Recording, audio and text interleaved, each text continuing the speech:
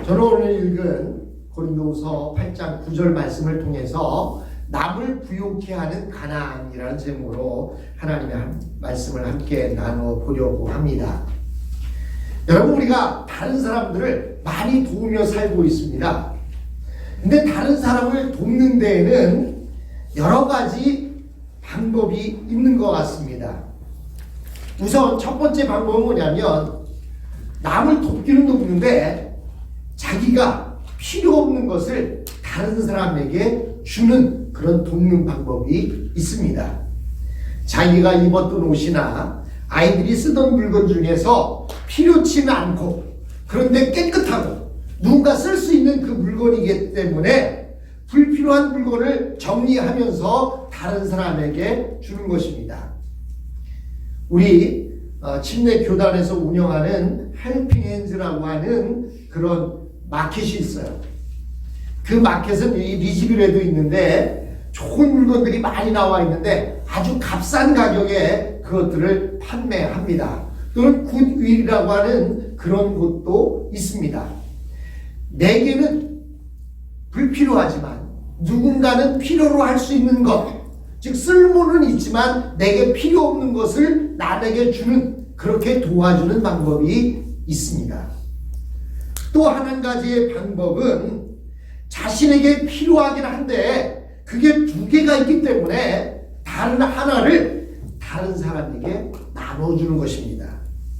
예를 들어서 사용하지 않는 커피잔, 새 것이 두 개가 있는데 그런데 둘 중 하나를 누군가에게 선물로 준다든지 필요로 하는 사람에게 주는 것입니다. 이것은 평균의 원리로서 두 개 가진 사람이 다른 사람에게 하나를 줌으로써 모두가 하나씩 갖게 되어지는 그런 평균이 되게 되는 것입니다. 이처럼 자기에게도 필요는 하지만 두 개가 있는 것을 다른 사람에게 주는 것, 즉 상대방을 자기와 동등한 위치에 놓고 있다는 것을 의미합니다. 첫 번째 것은 다른 사람이 불쌍해서 주는 것이었어요. 그런데 두 번째 이 방법은 내게 있는 것, 좋은 것, 나도 필요하지만 누군가 나누고 싶어서 주는 것, 이것은 바로 선물에 해당되는 것입니다. 그렇게 함으로써 주는 사람도 기쁘고 받는 사람도 기쁘게 됩니다. 그 세 번째 방법이 있는데요, 이것은 자신이 가진 것을 남에게 주고 자기는 없이 지내는 것입니다.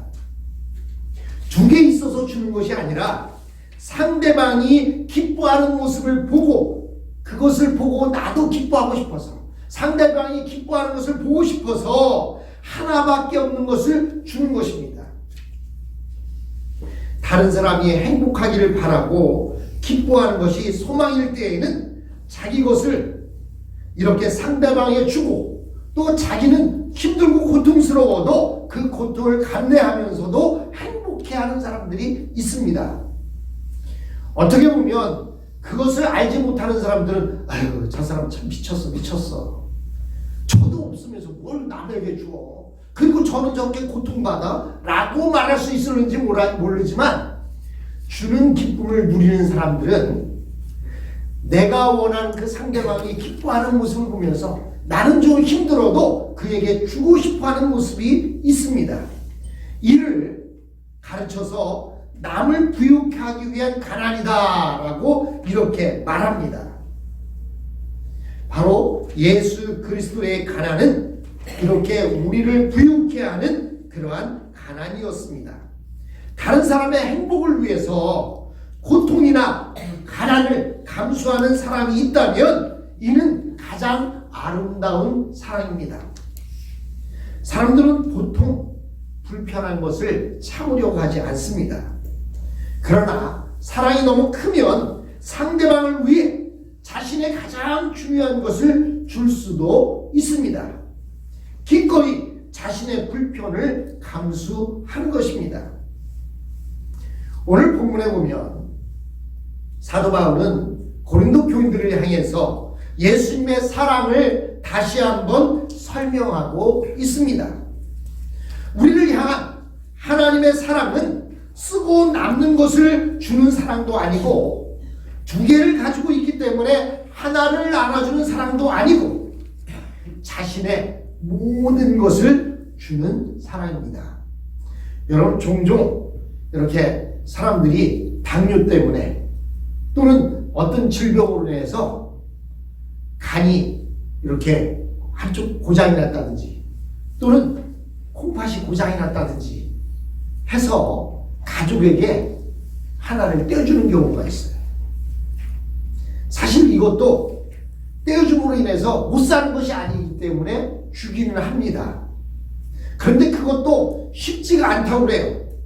가족끼리도 그것을 주고받을 때 형제 자매 것을 주고받는 것이 가장 좋다고 하는데, 그것 떼주고 나면 혹시나 내가 아프진 않을까 해서 여러 가지로 걱정을 하다가 가족끼리도 그 하나 떼주는데도 많은 어려움이 있다고 합니다. 하물며 예수님께서는 자신의 하나밖에 없는 생명을 우리를 위해서 주셨습니다. 자신의 모든 것을 주신 것입니다. 그러나 사실 이 본문에서 보면 다음 주에 보겠지만 바울 선생님은 고린도 교인들에게 그런 예수님의 사랑을 강요하고 있지는 않습니다. 바울은 단지 고린도 교인들에게 두 개 있는 것 중에 하나를 나누어서 다른 사람에게 주라고 말하고 있습니다. 즉 평균이라고 하는 그런 사랑이라도 실천하라고 권면하고 있다는 사실입니다. 예수님은 우리에게 자신의 모든 것을 주는 그러한 사랑을 베풀어 주셨습니다. 9절에 보니까 우리 주 예수 그리스도의 은혜를 너희가 알거니와 부유한 자로서 너희를 위하여 가난하게 되심은 그의 가난함을 인하여 너희로 부유케 하려 하심이니라 라고 이렇게 말씀하고 있습니다. 이 내용을 보면, 그리고 또 우리가 사복음서를 보게 되면 예수님께서 이 땅에 계실 때 가난하셨던 것이 분명합니다. 그는 자신을 따르기로 한 서기관에게 이렇게 이야기합니다. 여우는 굴이 있고 공중의 새는 거처가 있어도 인자는 머리 둘 곳이 없다라고 이렇게 말씀하셨습니다. 이것을 보면 공생애 동안 예수님은 자기 소유의 집 한 채 없이 이리저리 돌아다니시면서 기식을 했던 것이 분명합니다. 즉 먹고 잤던 것이 분명해요. 예수님은 어떤 사람이 재워주면 그곳에서 자고, 만약 재워주는 사람이 없으면 노숙을 하셨습니다. 또한 그는 학교 교육을 제대로 받지 않으셨기 때문에 이를 안 몇몇 서기관들이 그를 학문 없는 범인으로, 평범한 사람으로 알았다가 질문에 대답하는 것을 보시고 무척 놀라워하는 장면을 볼 수가 있습니다. 또한 어떤 부자 청년이 영생에 대해서 예수님에게 질문하셨을 때 예수님은 이렇게 말합니다. 너의 가진 모든 소유를 팔아서 가난한 자들에게 주고 너는 나를 따르라. 즉 빈손으로 나를 따르라고 말씀하셨습니다. 예수님 일행은 부유한 사람들은 함께 할 수 없는 그런 무소유의 사람들이었기 때문입니다. 당시 그들은 한 끼 한 끼를 하나님의 도우심으로 해결했던 것 같습니다. 예수님의 일행은 내일을 기약할 수 없는 모든 소유를 포기한 사람들의 공동체였습니다. 그러므로 예수님께서는 무엇을 먹을까, 무엇을 입을까 염려하지 말라고 말씀하셨습니다. 제자들은 내일 먹을 것을 걱정하지 않을 수 없는 그러한 가난한 자들이었기에 예수님은 그런 말씀을 하셨던 것입니다. 물론 회개를 맡은 가룟 유다가 있었던 것을 보면 그 예수님의 제자들이 다니면서 돈은 있었던 것 같아요. 그런데 그것을 가지고 자신들을 위해서 먹을 것을 샀다는 이야기는 성경 어디에도 등장하지 않고 있는 것을 보면 이렇게 다른 유다가 회계를 맡았던 것은 그 돈으로 부를 쌓기 위한 돈이 아니라 복음을 전하다가 자기들보다 더 가난한 사람들을 만났을 때 주기 위해서 가지고 있었던 것이 아닌가 생각합니다. 여러 예수님의 일행을 돕는 여인들이 있었습니다. 그 여인들이 자신이 가진 것으로 일행들을 도왔을 때 그들은 그 돈 받은 것을 가지고 자신들의 먹고 자는 것에 사용한 것이 아니라 그것으로 자신들보다 더 가난한 사람들을 위해 사용했던 것을 우리는 알 수가 있습니다. 그뿐만 아니라 예수님께서는 제자들에게도 복음을 전하러 갈 때에 여벌의 옷이나 즉 두벌 옷이나 돈 지갑을 가지고 가는 것을 일체 금하셨습니다. 그 이유는 오직 하나님의 말씀을 붙들기 위해서이며 하나님의 공급하심에 의지하기 위해서이며 사람의 영혼을 구원하는 일에만 집중하게 하기 위해서였습니다. 예수님은 이 세상 사는 동안 참으로 가난하셨습니다. 제자들이 보기에도 화가 날 정도로 가난했던 것 같습니다. 이렇게 예수님께서 그런 가난한 생활을 마다하지 않으셨던 것은 돈으로 사람의 영혼을 구원하지 못한다는 것을 아셨기 때문입니다. 또한 세상적인 학문을 많이 공부하지 않은 이유는 사람을 구원하는 것은 세상 학문이 아님을 아셨기 때문입니다. 예수님께서 우리를 부유케 할 수 있는 유일한 방법은 철저하게 하나님을 의지하는 삶이고 전적으로 하나님의 말씀을 붙드는 것이었습니다. 예수님은 여기에 전적으로 헌신하셨습니다. 자신이 스스로 가난해짐으로 하나님을 더 의지하기를 원했고 순간순간을 하나님의 도우심으로 체험을 받았습니다. 그리고 영혼을 구원하는 것이 바로 그의 양식이었고 하나님의 말씀에 순종하는 것이 그의 생명이었습니다. 그렇게 하신 이유는 바로 우리를 부유케 하기 위해서였던 것입니다. 여러분, 예수님의 가난은 그가 이 세상에 오기 전의 영광과 비교하면 과히 충격적으로 낮아지신 것을 우리는 알 수가 있습니다. 실제로 그는 하늘의 영광과 권세와 존귀를 모두 다 포기하고 이 땅에 오셨습니다. 구약의 이사야서에 보면 이사야가 성전에서 보좌에 높이 들린 하나님의 모습을 봅니다. 그의 옷자락은 성전에 가득하고 천사들이 그를 찬양하는데 6개의 날개 중 2개의 날개로는 자기의 얼굴을 가리고 두 개의 날개로는 발을 가리고 2개의 날개로 날면서 주를 찬양합니다. 이사야가 본 바로 그 환상은 그리스도의 영광이었습니다. 그래서 요한복음 12장 41절에 보면 이사야가 이렇게 말하는 것은 주의 영광을 보고 주를 가리켜 말한 것이다 라고 이렇게 표현해 놓고 있습니다.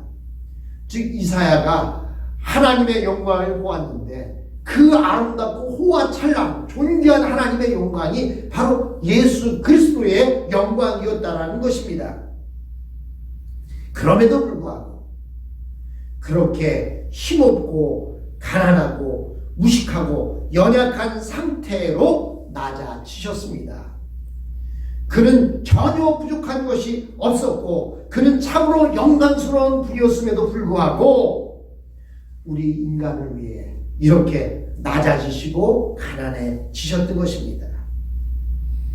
이렇게 낮아진 것을 보고 사도 바울은 예수님께서 우리를 위해서 가난해지셨다라고 이렇게 본문에 표현해 놓고 있는 것입니다.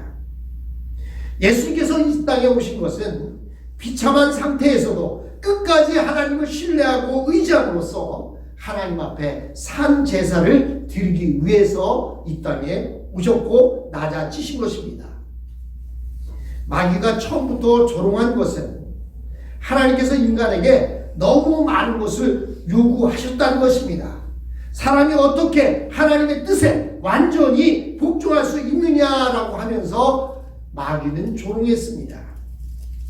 왜냐하면 불가능한 것을 애당초 하나님께서는 만드셨다는 거예요. 여러분, 예를 들어 보겠습니다. 당장 내일 먹을 끼니를 걱정하는데 하나님께 감사할 수 있겠습니까? 당장 내일 잘 곳이 없는데 또 빚을 갚지 못해서 집에서 쫓겨날 형편인데도 하나님께 감사할 수 있겠습니까? 질병으로 병원에서 죽어가고 있는데도 하나님께 감사할 수 있겠습니까? 그러나 예수님은 극한 가난 가운데서도 전혀 불평하지 않으셨습니다. 학교 교육을 전혀 받지 않았음에도 불구하고 열등감을 갖지 않으셨습니다. 십자가 위에서 극한 고통 가운데 죽어가면서도 하나님을 신뢰하셨습니다.